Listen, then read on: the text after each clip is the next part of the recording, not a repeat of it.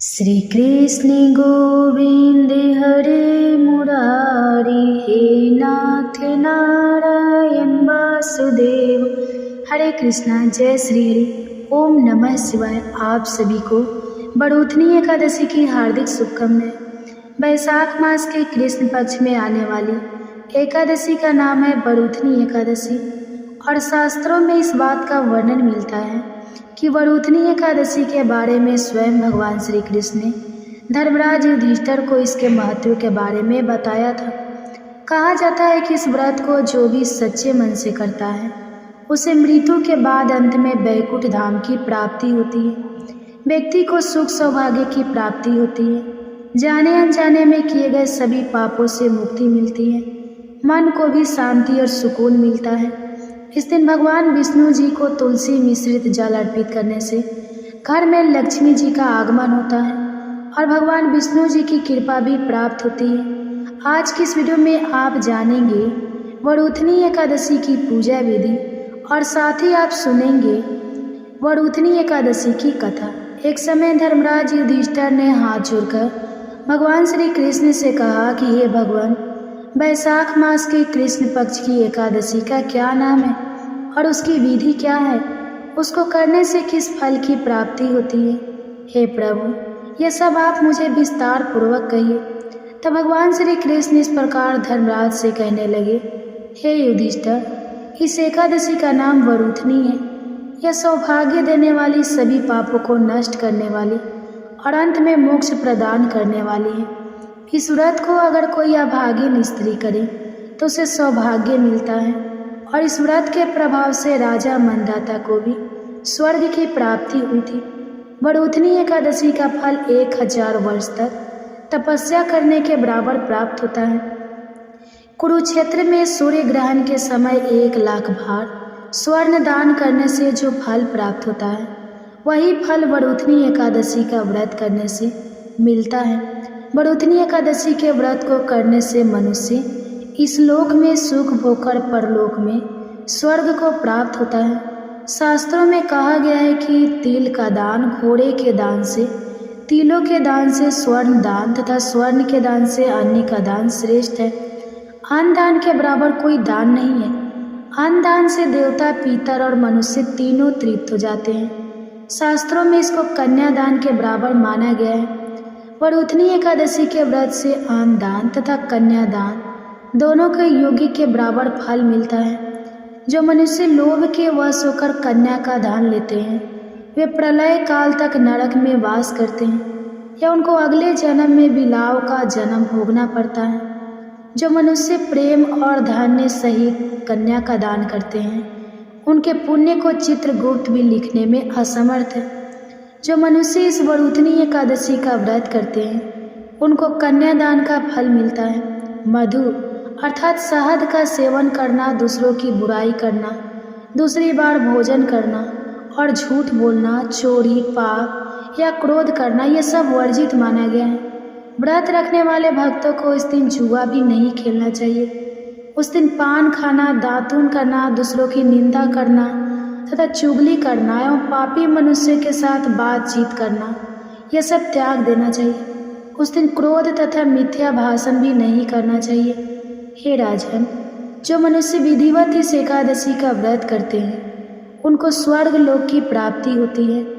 इसलिए प्रत्येक मनुष्य को यह व्रत अवश्य करना चाहिए तथा पापों से डरना चाहिए। इस व्रत के महात्म्य को पढ़ने और सुनने मात्र से 1000 गौ दान का फल मिलता है। इसका फल गंगा स्नान के फल से भी अधिक होता है। अब हे युधिष्ठिर, मैं तुम्हें बड़ूथनी एकादशी की कथा सुनाता हूँ, तो तुम ध्यान पूर्वक सुनो। प्राचीन काल में मंधाता नाम का एक राजा था, जो नर्मदा नदी के तट पर राज्य करता था। वह एक तपस्वी तथा दानशी राजा था। राजा की रुचि हमेशा धार्मिक कार्यों में लगी रहती थी, साथ ही वह भी हमेशा पूजा पाठ में लीन रहता था, प्रभु की भक्ति किया करता था। एक दिन वह राजा जंगल में तपस्या करने के लिए चला गया। वह जंगल में एक स्थान पर बैठकर कठिन तप करने लगा। तभी अचानक वहां पर एक जंगली भालू आया और वह राजा मंदाता के पैर को चबाने लगा, लेकिन राजा को बिल्कुल भी भय नहीं लगा। और वह अविरल अपनी तपस्या में लीन रहा। अब भालू राजा को घसीट लगा और जंगल के अंदर लेकर चला गया। भालू के इस व्यवहार से राजा बहुत डर गया था। उसने मन ही मन भगवान श्री हरि विष्णु से रक्षा करने की प्रार्थना की। अपने भक्त की पुकार सुनकर भगवान श्री हरि विष्णु तुरंत वहां प्रकट हुए और उस भालू को मारकर राजा के प्राण बचाए। भालू ने तब तक राजा का एक पैर बुरी तरह से चबाकर खा लिया था, जिस कारण राजा को बहुत दर्द हो रहा था। अपने भक्त को दुखी देखकर भगवान विष्णु ने उससे कहा, हे वत्स, तुम दुखी मत हो, इसका एक उपाय है। तुम मथुरा जाओ और वहां आने वाली वरुथनी एकादशी का व्रत रखकर मेरे वराह अवतार मूर्ति की आराधना और तपस्या करो। उस व्रत के प्रभाव से तुम फिर से पहले जैसे सुदृढ़ और सुंदर अंगों वाले हो जाओगे। तुम्हारे पूर्व जन्म के पाप कर्म के कारण ही इस भालू ने तुम्हारा पैर खा लिया है। भगवान श्री हरि की ऐसी बातें सुनकर राजा ने हाथ जोड़कर भगवान को प्रणाम किया और फिर मथुरा जाकर श्रद्धापूर्वक वरुथनी एकादशी का व्रत सच्ची श्रद्धा और निष्ठा के साथ किया। वहाँ पर उसने बड़ा अवतार मूर्ति की विधि विधान से पूजा की और फलाहार का व्रत किया। वरुथनी एकादशी व्रत के प्रभाव से राजा फिर से सुंदर और संपूर्ण अंगों वाला हो गया। मृत्यु के बाद उसे स्वर्ग की प्राप्ति हुई। इस प्रकार जिस तरह से वरुथनी एकादशी के प्रभाव से राजा मनदाता को कष्टों से मुक्ति मिली, इसी प्रकार से यह व्रत भी अपने भक्तों को हर प्रकार की कष्टों से मुक्ति दिलाने वाला और मोक्ष प्रदान करने वाला है। धर्मराज जी को वरुथनी एकादशी व्रत की कथा सुनाकर भगवान श्री कृष्ण मौन हो गए। इस प्रकार कथा का सार यह है कि सौभाग्य का आधार संयम है। हर प्रकार संयम रखने से मनुष्य की सुख और सौभाग्य में वृद्धि होती है। अगर प्राणी में संयम नहीं है तो उसके द्वारा किए गए सब त्याग और भक्ति, पूजा आदि कुछ सब कुछ व्यर्थ हो जाते हैं। आइए अब जानते हैं एकादशी माता की कथा। एक बार एक राज्य में एक राजा रहा करता था। राजा बहुत ही बुद्धिमान और बलशाली था। राजा सदा ही अपनी प्रजा का बहुत अच्छे से ध्यान रखता था। प्रजा भी राजा को बहुत पसंद करती थी। राजा की 2 बेटियां थीं। राजा अपनी दोनों बेटियों से बहुत प्रेम करता था। राजा की छोटी बेटी देखने में बहुत सुंदर और आकर्षित थी और राजा की बड़ी बेटी छोटी बेटी के मुकाबले थोड़ी कम सुंदर थी। राजा की छोटी बेटी माता की पूजा किया करती थी और सभी लोग राजा की छोटी बेटी से बहुत प्रेम करते थे और बहुत प्रशंसा किया करते थे। राजा भी अपनी छोटी बेटी को बड़ी बेटी से अधिक प्रेम करता था, जिसके कारण राजा की बड़ी बेटी को अपनी छोटी बहन से बहुत नफरत होने लगी थी। राजा की दोनों बेटियां जब बड़ी हो गई तब एक पड़ोस के राज्य में रहने वाले राजकुमार राजा की बड़ी बेटी के लिए रिश्ता लेकर आया। लेकिन जैसे ही उस राजकुमार की नज़रें राजा की छोटी बेटी पर पड़ी तो वह राजकुमार राजा की छोटी बेटी पर आकर्षित हो गया और छोटी बेटी से पहली नज़र में प्रेम करने लगा। उस राजकुमार ने राजा की बड़ी बेटी के साथ विवाह करने से मना कर दिया और उसने राजा से कहा कि मैं आपकी छोटी बेटी से विवाह करना चाहता हूँ। यह सब देखकर राजा की बड़ी बेटी अपनी छोटी बहन से बहुत क्रोधित हो गई और राजा की बड़ी बेटी ने अपनी छोटी बहन को अपना सबसे बड़ा दुश्मन मान लिया। राजा की बड़ी बेटी ने अपनी छोटी बहन से बदला लेने का निर्णय किया। राजा की बड़ी बेटी ने अपनी छोटी बहन को जान से मारने का उपाय सोचा।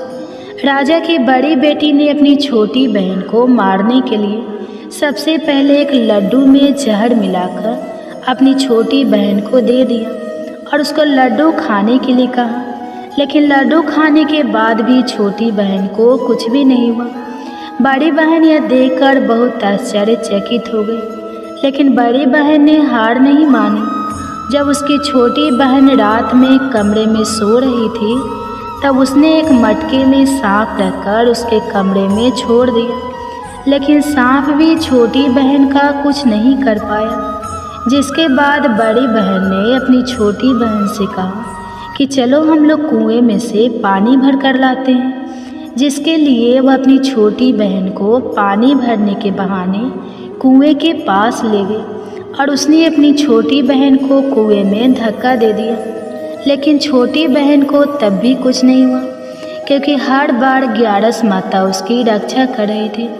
और उधर बड़ी बहन अपने सारे प्रयास के बाद भी असफल हो रही थी, जिससे वह बहुत क्रोधित हो गई। और फिर उसने अपनी छोटी बहन के पास जाकर उसे प्रश्न किया कि मेरी छोटी बहन, क्या तुमको पता है कि भगवान ने सबको मृत्यु एक निश्चित समय पर लिखी हुई है, और कैसे तुम्हारी या मेरी मृत्यु होगी, क्या यह तुम जानती हो? तब छोटी बहन ने अपनी बड़ी बहन को बताया कि हाँ दीदी, मैं तो जानती हूँ मेरी मृत्यु कैसे होगी।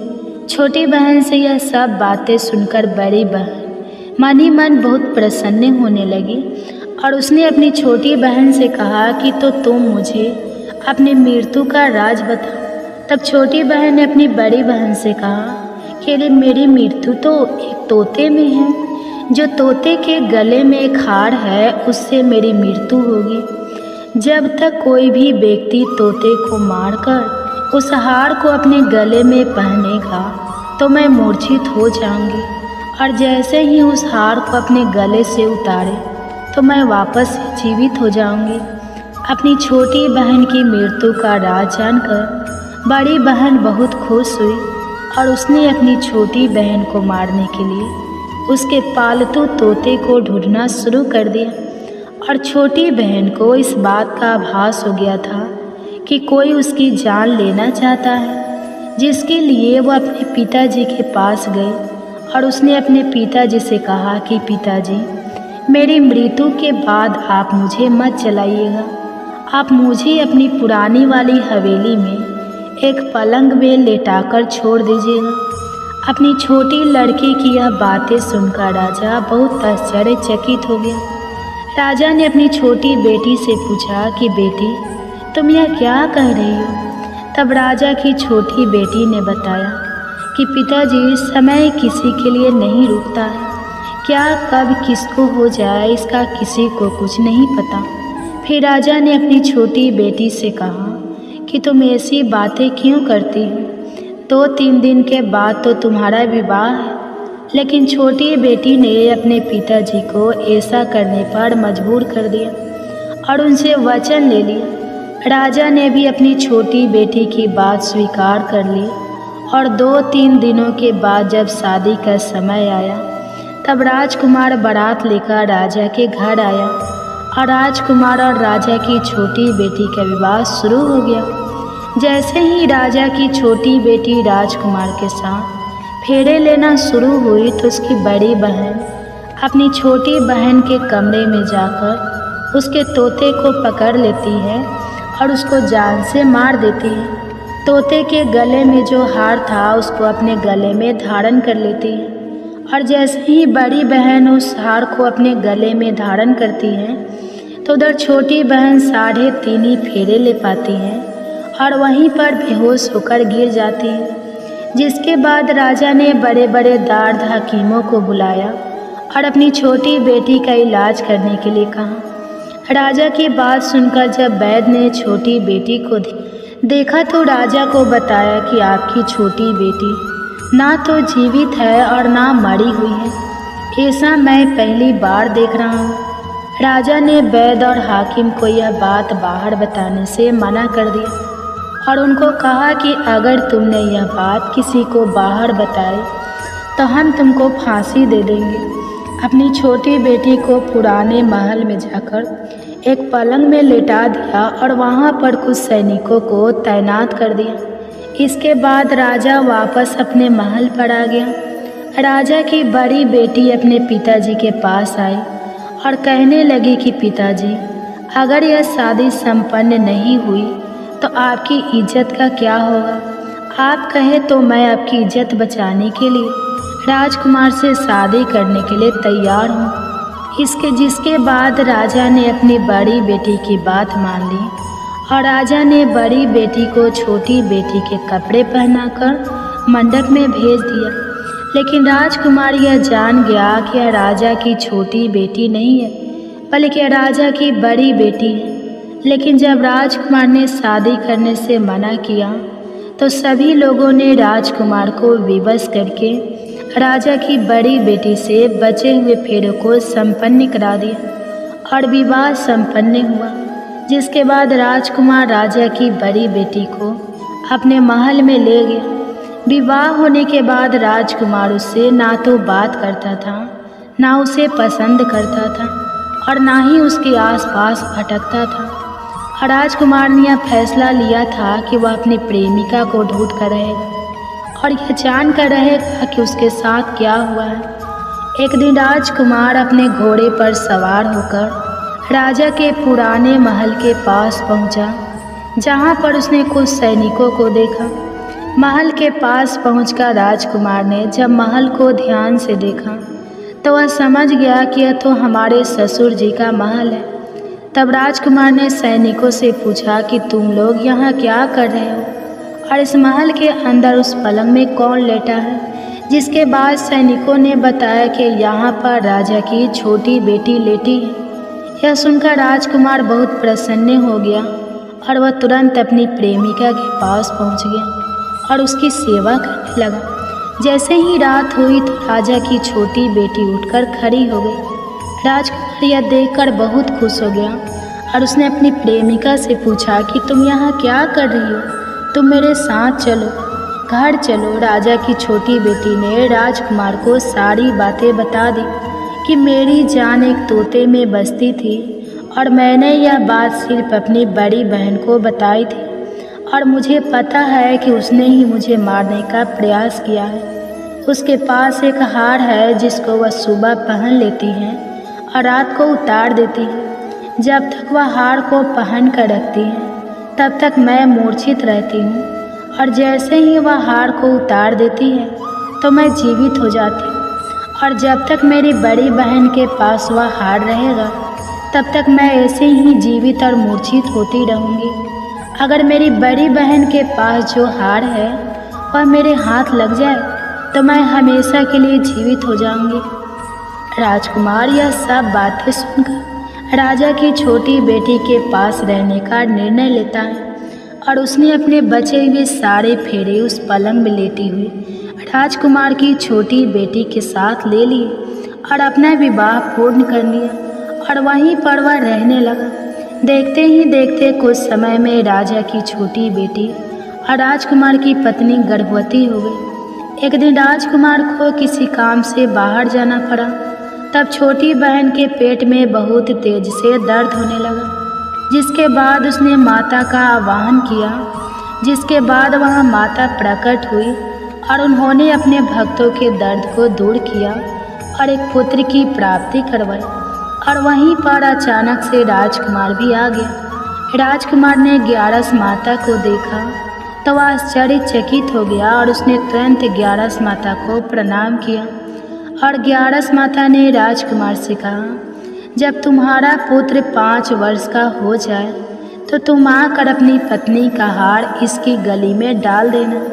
और देखते ही देखते राजकुमार और राजा की छोटी बेटी का पुत्र 5 वर्ष का हो जाता है। तो राजकुमार अपने बेटे से कहता है कि बेटा, मैं कुछ काम से बाहर जा रहा हूँ, तुम अपनी माता का ध्यान रखना। और वहाँ से चला जाता है।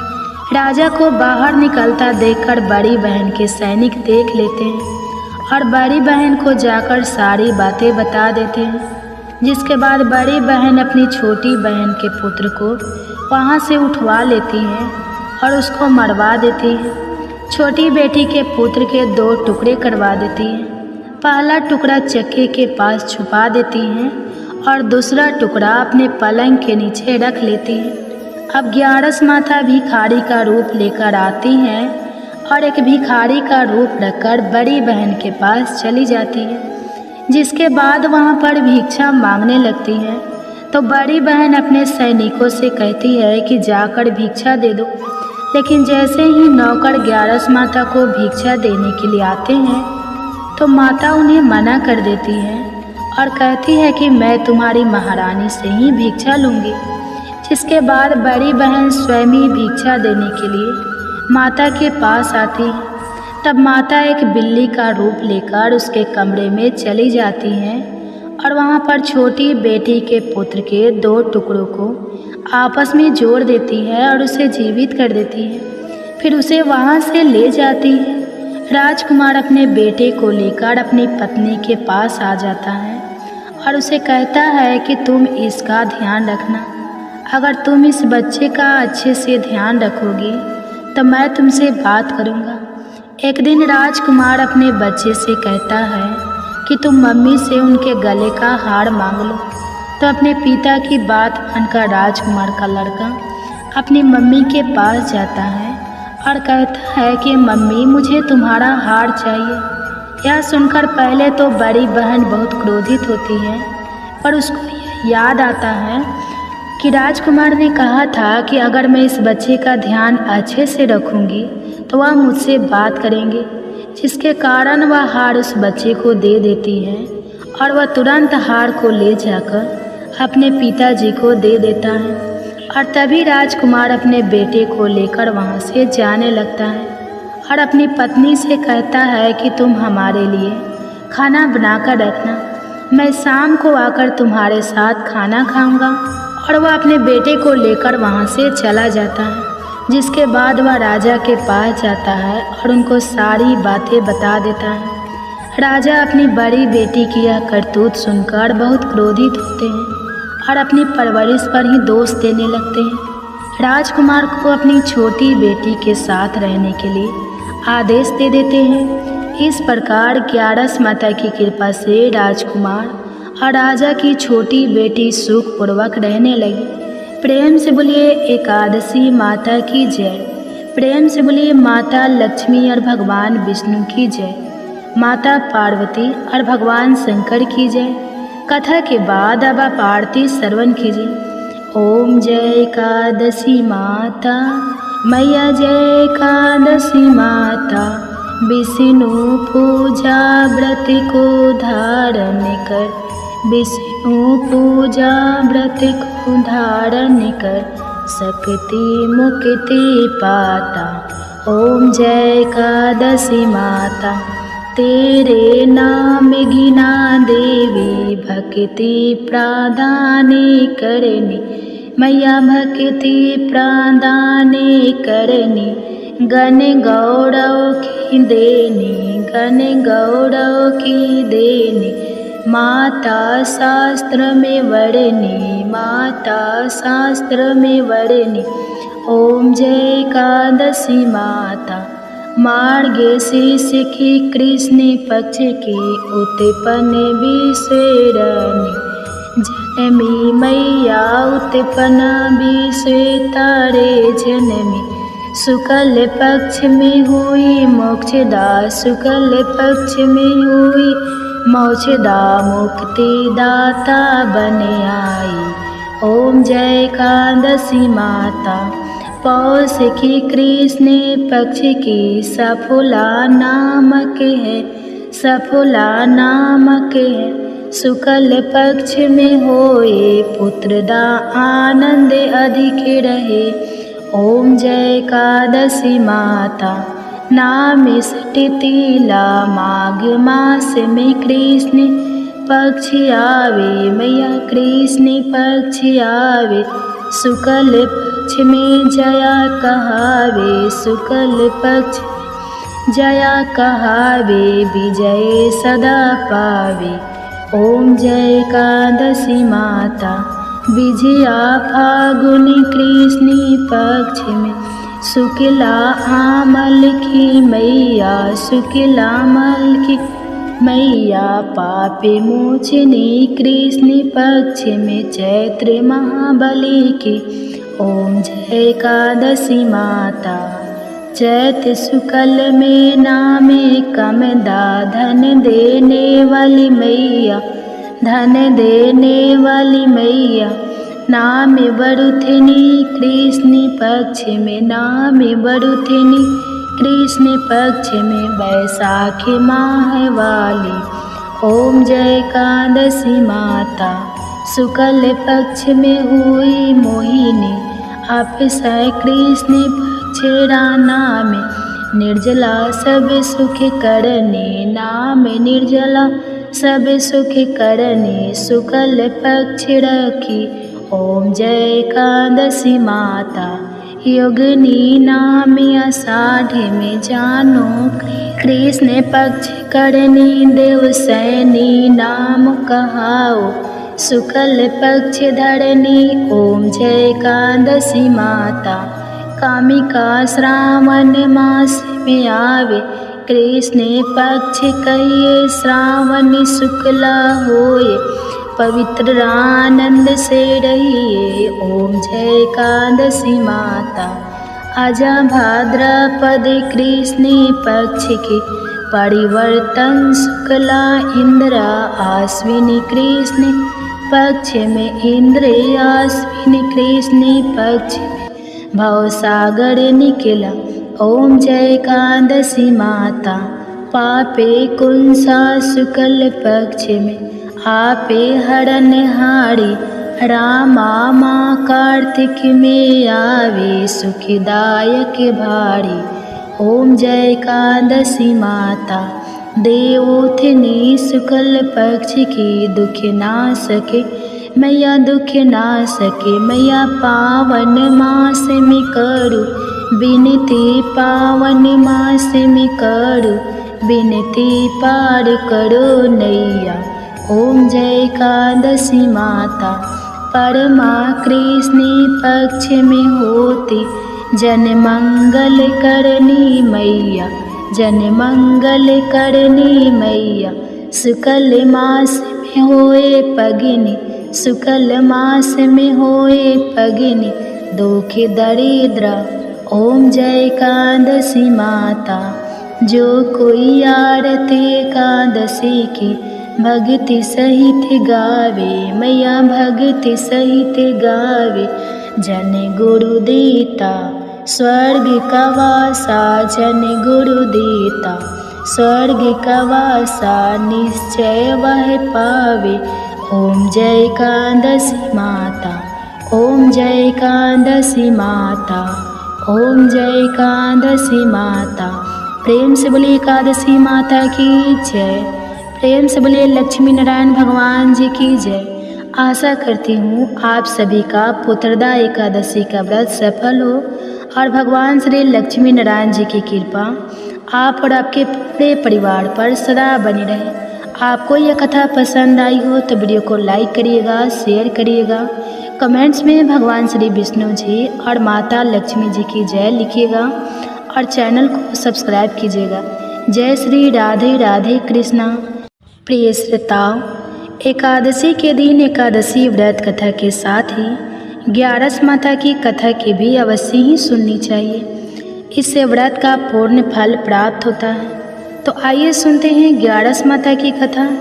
एकादशी भगवान श्री हरि विष्णु की साक्षात शक्ति है, जिस शक्ति ने उस असुर का वध किया जिससे भगवान भी जीत पाने में असमर्थ थे। उस शक्ति के आगे भला मनुष्य के पाप रूपी असुर कैसे टिक सकते हैं। जिस शक्ति ने देवताओं के कष्ट को हरकर उन्हें सुख दिया, वह प्राणी मात्र को क्या नहीं दे सकती। सुख, समृद्धि, शांति और मोक्ष समस्त सुख सहज ही प्राप्त हो जाते हैं। हे प्रिय भक्तों, 11 माता की भक्ति में इतनी शक्ति है कि जिसके प्रभाव से मनुष्य को सहज ही सभी प्रकार के सुख प्राप्त होते हैं और अंत समय में मोक्ष की प्राप्ति होती है। 11 माता की कथा के अनुसार सतयुग में एक महाभयंकर दैत्य हुआ करता था। उस दैत्य का नाम था मूढ़।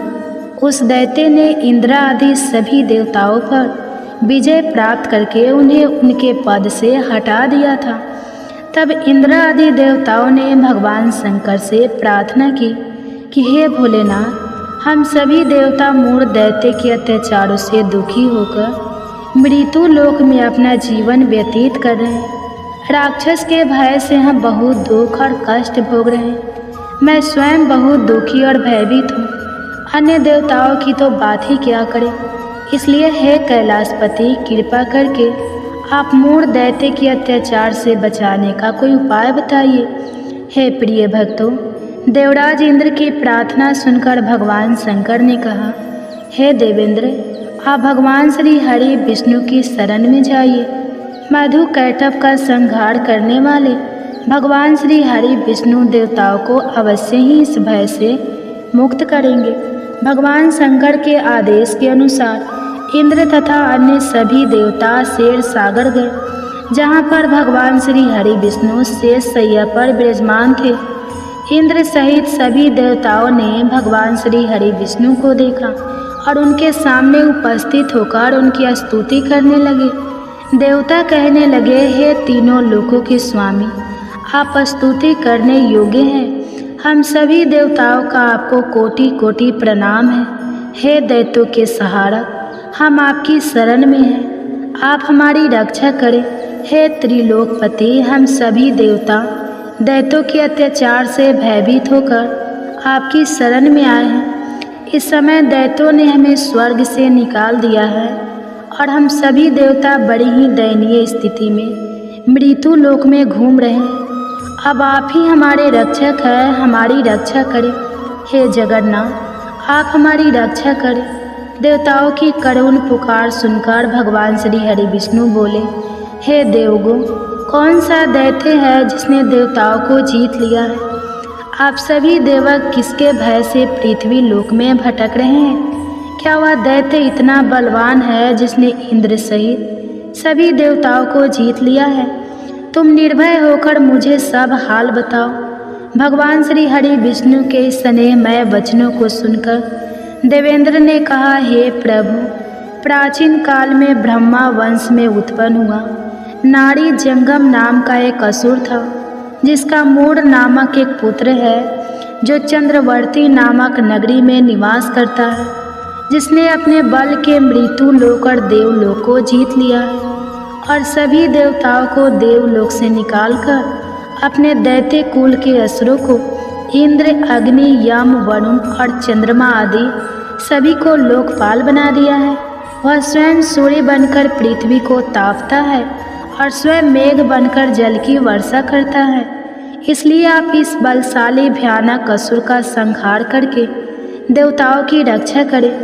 देवेंद्र के मुख से ऐसे वचन सुनकर भगवान श्री हरि विष्णु बोले, हे देवताओं, मैं आपके शत्रु का शीघ्र ही संहार करूँगा।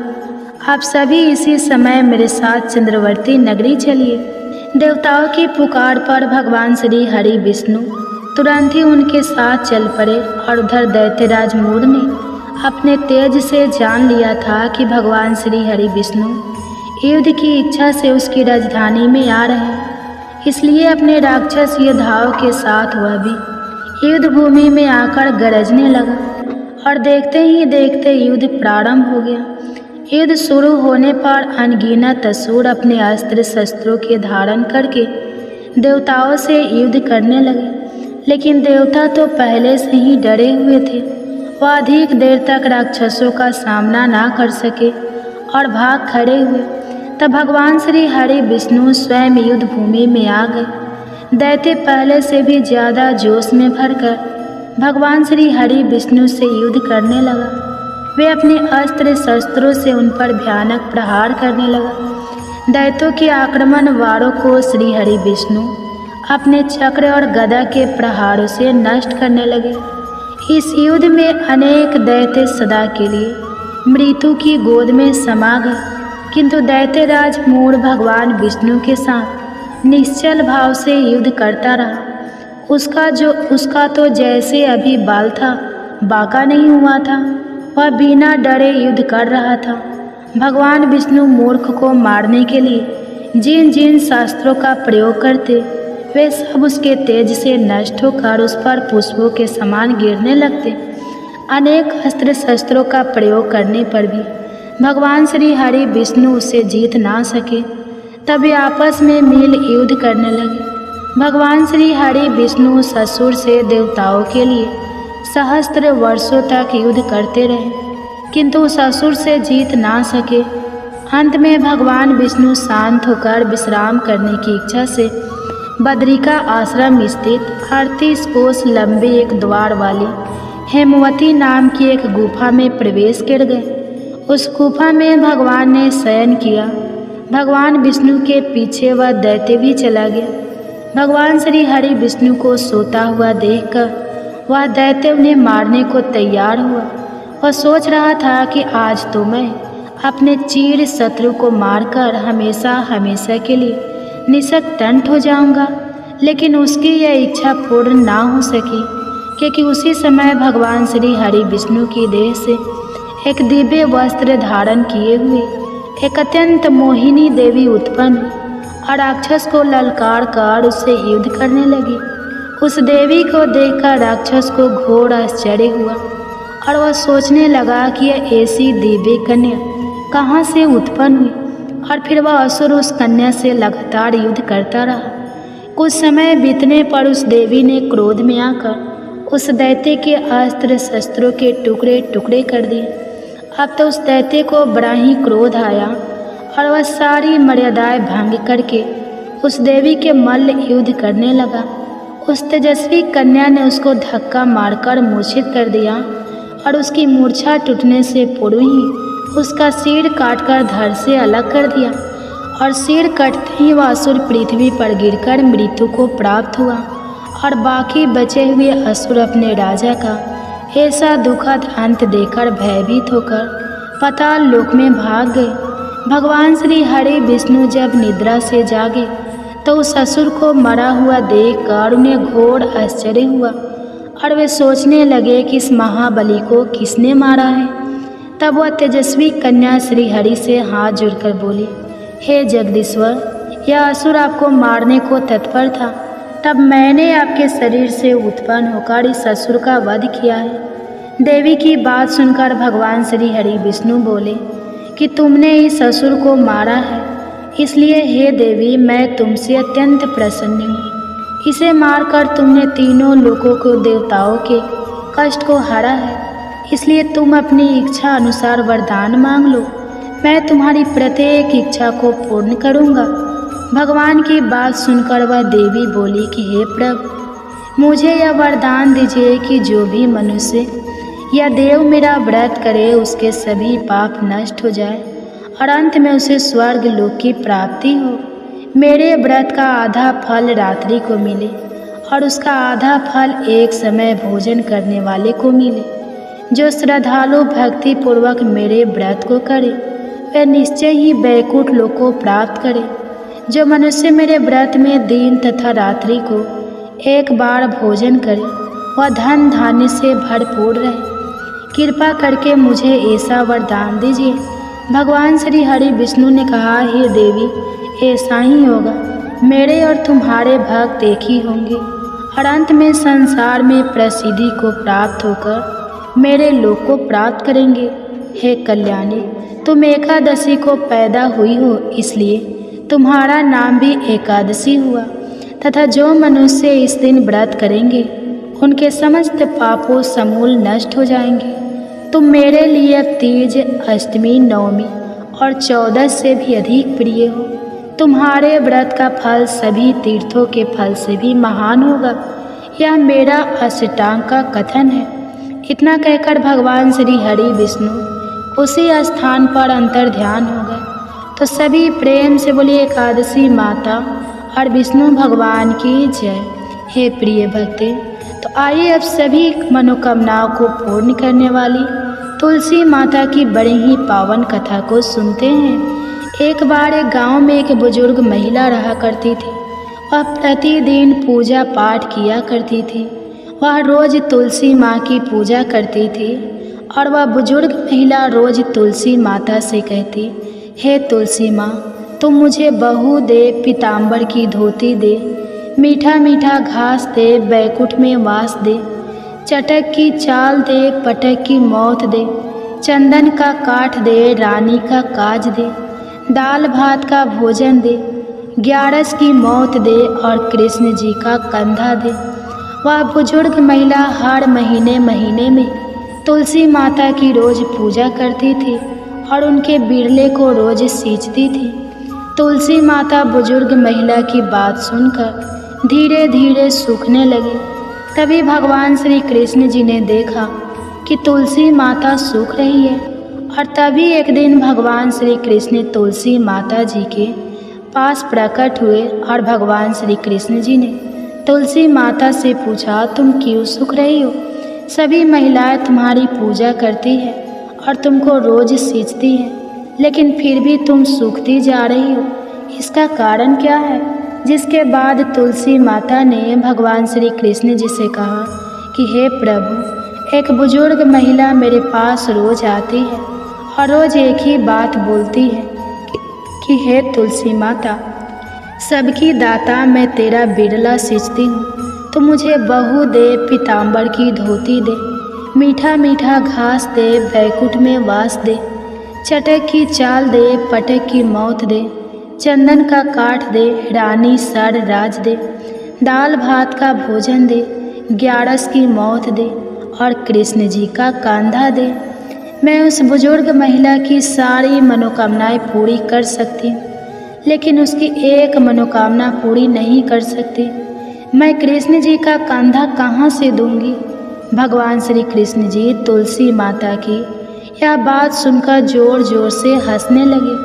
और फिर भगवान श्री कृष्ण जी ने तुलसी माता जी से कहा कि तुम चिंता मत करो, जब वह बुजुर्ग महिला की मृत्यु होगी तब मौके पर मैं और आप ही कंधा दे देंगे। आप सुबह जब वह पूजा करने आए तब कह देना कि सब कुछ तुम्हें मिल जाएगा। कुछ दिनों बाद वह वृद्ध महिला ठोकर खाकर रास्ते में गिर कर मर गई। पूरे गांव के सभी लोग आए और उस महिला को सभी लोग धर्मात्मा मानते थे। उसको तुलसी जी की डकुरी कहते थे। उसके परिवार में कोई भी नहीं था, इसलिए गांव वालों ने ही उसके अंतिम संस्कार करने की योजना बनाई और उसे नहलाकर जब बैकुंठी पर बैठाने के लिए उसे उठाने लगे तो उसका मृत शरीर इतना भारी हो गया था कि उसे कोई उठा नहीं पाया। यह सब देखकर वहाँ के सभी लोग तरह तरह की बातें करने लगे और कहने लगे कि यह इतना पूजा पाठ करती थी, हर समय माला फेरती थी, इसलिए यह इतनी भारी हो गई है। वही पूरे गांव में चर्चा होने लगी कि डोकरी माई कोई भक्ति नहीं करती थी या छल कपट करती थी। हम जिसे धर्मात्मा समझते थे वह पापी है जो कि किसी से भी नहीं उठ पा रही है। यह इसके कर्मों की सजा है। इधर भगवान ने सोचा कि मेरे भक्तों की निंदा हो रही है, इसलिए भगवान ने बूढ़े ब्राह्मण का वेश धारण करके वहाँ पर आए और वहाँ पर जितने भी लोग इकट्ठे हुए थे उनसे पूछने लगे कि यहाँ पर इतनी भीड़ क्यों लगी है, जिससे लोग कहने लगे कि यह डोकरी माई मर गई है और पाप इतना था कि इससे यह उठ ही नहीं पा रही है। सब उठाकर थक गए। तब ब्राह्मण जी ने कहा कि मुझे एक बार डोकरी के कानों में कहने दो, फिर वह देखो कैसे उठती है। तो सभी लोगों ने कहा कि आप भी प्रयास करके देख लीजिए। तब भगवान ने उस वृद्ध महिला के कानों में कहा कि हे डोकरी माई, देखो मैं आ गया। और जो भी बुढ़िया माई पूजा करते समय शब्द कहती थी वह शब्द उसके कानों में कहने लगे, तू बिरला सींच मेरा, मैं करूँ निस्तार तेरा। डोकरी माई बहू ले, बेटी ले, पोता ले, लड्डू ले, पीताम्बर की धोती ले, गहना ले, घी का घड़ा ले, मीठा मीठा खीर और पूड़ी ले, दाल भात का भोजन ले, धन दौलत ले, बेटा पोता को काम ले, तुलसी का पत्ता ले, मुंह में गंगा जल ले, 11 माता को दीन ले, श्री कृष्ण जी का कंधा ले। इतना सुनते ही डोकरी हल्की हो गई। भगवान ने बोला, आओ और उसको उठाओ। भगवान ने हाथ लगाया और डोकरी उठ गई। सबको बड़ा ही आश्चर्य हुआ। उसे खूब धूमधाम से ले जाया गया। भगवान उसे अपने कंधे पर ले गए। पूरे गांव में इसकी चर्चा होने लगी, जिससे उसको मुक्ति मिल गई और वह बैकुंठ में चली गई। सभी लोग देखते रह गए। सभी लोगों ने देखा कि शमशान घाट तक तो ब्राह्मण साथ ही आया था, लेकिन अब वह दिखाई नहीं दे रहा है। इससे लोगों को समझ में आ गया कि वह और कोई नहीं, स्वयं भगवान ही बूढ़े ब्राह्मण के रूप में आए थे। तो बोलिए श्री राधा कृष्ण भगवान की जय। बोलिए श्री तुलसी शालिग्राम